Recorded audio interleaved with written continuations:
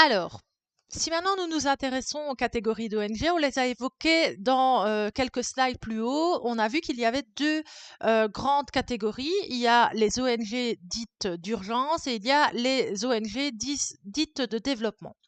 Alors, si on prend celle d'urgence, il s'agit d'interventions provoquées par des catastrophes naturelles, telles que des tremblements de terre, des inondations, des épidémies, etc., ou des catastrophes d'origine humaine, des guerres, des famines.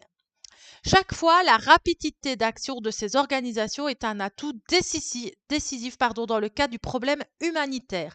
Parmi les très nombreuses ONG, on peut citer notamment Médecins sans frontières, MSF, Médecins du Monde, MDM, Handicap International, Action contre la faim, ATD Quart Monde et la Croix-Rouge internationale. Faire attention à ça parce que la Croix-Rouge dispose d'unités nationales et d'unités internationales.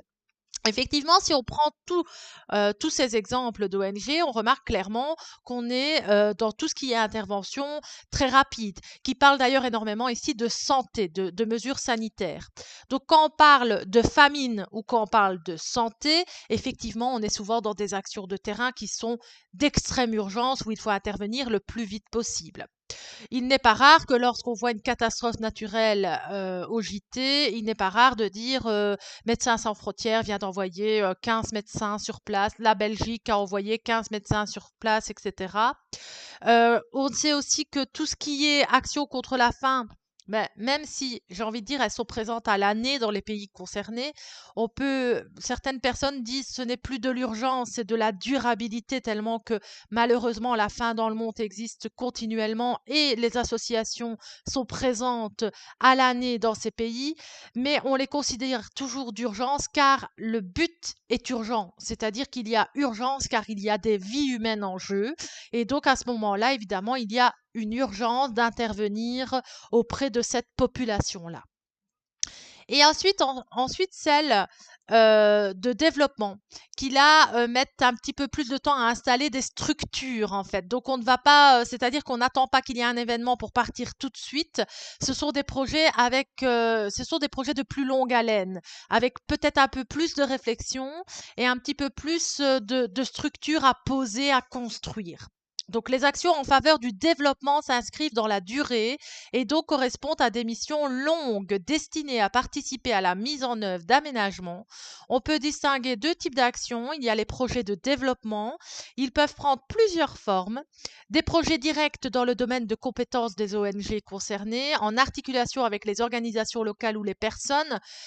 Par exemple, si on sait que dans un pays, ils veulent développer le système scolaire et qu'ils ont besoin de développer, de construire des classes, de mettre du matériel, etc. à disposition, on a des ONG qui ne font que ça et qui pourraient donc aller dans ces pays en appui des organisations locales. Elles vont les aider, ils vont fabriquer, construire eux-mêmes des écoles, mettre en place du matériel et des fois même, ils apportent du personnel formateur pour ne serait-ce que former des personnes à donner des cours sur place, à assurer une scolarité à des enfants défavorisés à ce niveau-là dans des pays qui ne sont tout simplement pas développés scolairement. On a des transferts de savoir-faire favorisant l'autonomie des acteurs locaux dans des domaines techniques ou économiques et comptables, c'est-à-dire qu'il y a des organisations qui sont là clairement pour aller former des gens sur place dans des pays qui sont peu développés dans des systèmes notamment techniques.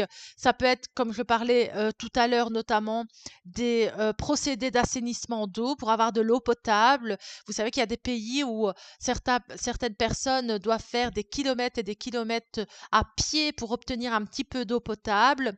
Suite à l'installation de certaines stations d'épuration et surtout apprendre à s'en servir, à les entretenir, à les construire, ça facilite évidemment la vie sur place. Ça génère qu'il y a moins de maladies transmissibles aussi.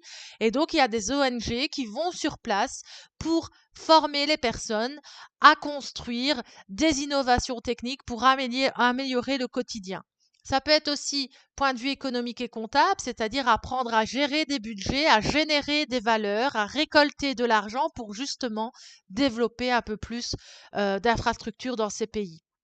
Il y a ensuite les financements d'actions, notamment par des microcrédits, c'est-à-dire que les ONG peuvent être aussi des petits organismes financiers, des petites, entre guillemets, banques, c'est-à-dire qu'elles récoltent des fonds pour accorder des aides financières à des associations, à des organisations reconnues dans le pays qui en a besoin pour développer tel ou tel projet. Du soutien aux initiatives locales sous forme technique ou logistique. Donc là, ça rejoint un petit peu aussi certains autres points qu'on a déjà évoqués, comme par exemple se rendre sur place pour apporter ne serait-ce que des bancs pour une école. On ne, on n'intervient pas dans le projet, on n'intervient pas dans la construction de l'école, mais on apporte des cahiers, on apporte des chaises, on apporte du matériel informatique ou alors plein d'autres choses qui peuvent être utiles évidemment dans le but ultime de l'organisation qui est sur place. Il y a aussi les appuis aux populations. Donc, il s'agit ici de soutien à des organisations locales de veille démocratique, tout ce qui est droit de l'homme ou environnemental. Donc, il y a la veille démocratique résultant d'actions d'information et de mobilisation internationale sur les opinions publiques et les dirigeants politiques. Autrement dit, c'est de la lutte souvent pour essayer de faire changer certaines lois dans certains pays qui sont totalement en désaccord avec les droits de l'homme. Ça peut être la peine de mort dans certains pays où on essaye évidemment de faire développer ce système de justice. Il y a des pays où, vous savez, dès qu'on vole une pomme, on nous ampute d'une main. Ben là, c'est pareil, c'est en violation des droits de l'homme. Donc, ils essayent de mettre des barrières, des limites. Ils essayent de faire évoluer le système judiciaire dans ces pays-là. C'est vraiment une action totale sur les droits de l'homme ou environnementale, c'est-à-dire aussi qu'ils interagissent dans des pays où il y a des populations ultimes pour essayer de conscientiser les gens, de faire changer des mentalités sur la façon de consommer, la façon de générer la pollution, d'où vient la pollution. On essaie en fait d'instruire les gens pour essayer d'avoir une qualité de vie meilleure par après. Il y a des ONG qui sont totalement spécialisées là-dedans. Il y a ensuite l'éveil environnemental par les mesures de désordre, l'aide à la réduction des gaspillages, l'information, la dénonciation. C'est-à-dire qu'on peut aller aussi dans d'autres secteurs, comme par exemple la liberté d'expression. Il y a des pays où, par exemple, le journalisme est quelque chose de totalement tabou, quelque chose de condamnable. Donc, en fait, on a vraiment des ONG qui vont plutôt aller agir sur tout ce qui est mentalité, tout ce qui est justice, droit des hommes.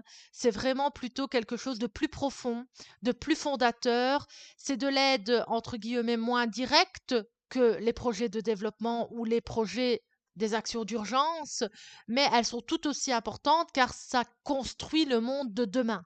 Et donc, il est important pour elles, effectivement, de pouvoir agir pour améliorer les choses, pour ne pas toujours devoir intervenir indéfiniment, pour ne pas, toujours, reconstruire ce cycle, ce cercle sans fin.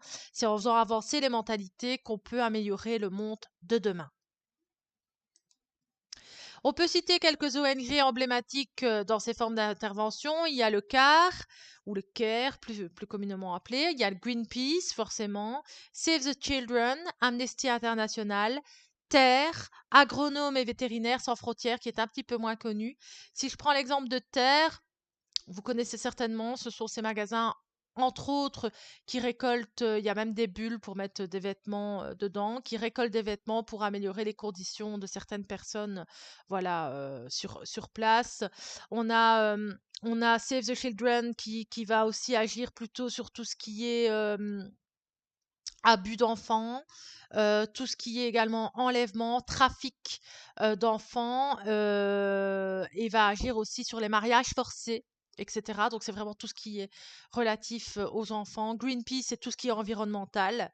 Vous voyez, quand je parle de gros moyens dans les ONG, c'est clairement, on sait qu'elles se suffisent à elles-mêmes parce qu'elles ont de gros moyens, parce qu'elles sont, voilà, elles sont fortement aidées, elles ont de grandes participations. Mais par exemple, je prends l'exemple de Greenpeace. Si on prend Greenpeace, ils ont leur propre navire. Un navire, ça coûte quand même énormément d'argent. Donc, vous imaginez un petit peu combien peuvent générer ce genre d'ONG. Alors maintenant, il y a aussi des polémiques sur les ONG qui sont très connues, je n'en cache pas.